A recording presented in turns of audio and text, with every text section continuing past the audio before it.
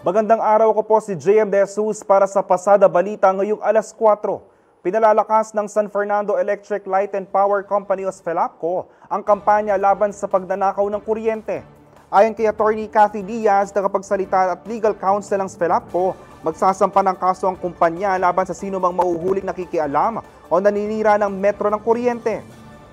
Kasabay nito ang pagbibigay babala sa mas mahigpit na pagpapadupad ng batas at pagpataw ng mga nararapat na parusa sa mga lalabag.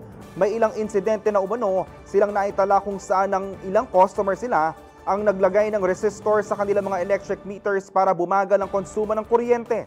Maraming kaso din umano ang sinira o tinanggalan mga selyo mula sa SFELAPCO at Energy Regulatory Commission o ERC para makapandaya.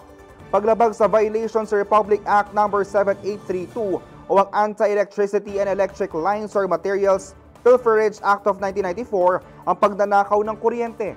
Sa ilalim ng batas, maaaring makulong ng 6 hanggang 12 taon ang mga lalabag.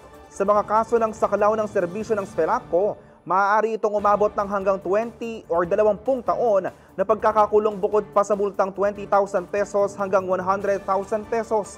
Nagbabala rin si Diaz ugol sa panganib na dulot ng iligal na koneksyon at pakikialam sa metro.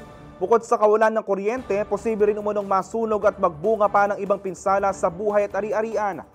Ang pagnanakaw ng kuryente ay isa sa mga pangunahing dahilan ng system loss. Ayon sa datos, maaaring umabot ng 6% hanggang 13% ng kabuuang konsumo ng kuryente ang nawawala dahil dito. Depende sa rehiyon at power utility. Ipinagbabawal din ng batas ang walang paalam na pagkakabit o pakikialam sa mga linya, metro at pagkagamitan ng kuryente. Inaatasan din ng mga power companies na ipaalam sa mamamayan ang RA 7832, pati na rin kung paano natutukoy at kinocompute ang pagnanakaw ng kuryente.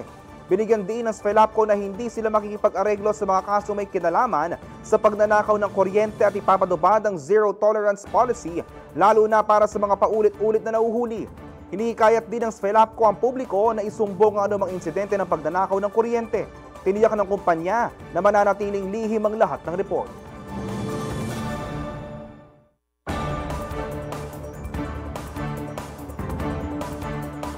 Abangan ang iba pang mga balita mamayang alas 6 ng gabi sa CLTV 36 News. Ako po si JM De Jesus. Magandang araw po.